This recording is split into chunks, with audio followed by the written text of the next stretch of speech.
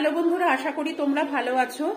আজকের ভিডিওটা একটা স্পেশাল থ্যাঙ্কস আমি জানাতে চাইছি ইন্ডিয়ান ব্যাংক, অর্থাৎ যাকে আমরা আগে চিনতাম এলাহাবাদ ব্যাংক বলে।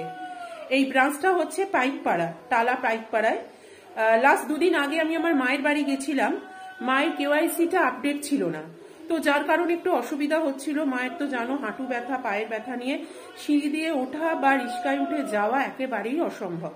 তো এই পুরো কথাটা আমি সেখানকার ব্রাঞ্চ ম্যানেজারকে গিয়ে বলি, এবং জানি না কেন উনি হঠাৎ করে বললেন যে আমি বাড়ি গিয়ে নিজে করে আসব। তো সত্যি সেটা উনি করেছেন এবং সেই দিনকেই করেছেন। ব্যাংক ছুটি হওয়ার পর 4:40 নাগাদ উনি এসেছেন ওনার একটি স্টাফকে নিয়ে। পুরো সিস্টেম করে উনি নিয়ে গেছেন, সিস্টেম ওয়াইজ যেমন করে মানে বায়োমেট্রিক হয়। তো অনেক অনেক থ্যাঙ্কস, যেটা আমি অনেক ব্যাংকের কাছে, মানে প্রাইভেট তো পাওয়াই যায় এরকম সার্ভিস, বাট সরকারি ব্যাংকের কাছ থেকে আমি এখনো পর্যন্ত পারিনি। তো অনেক থ্যাঙ্কস।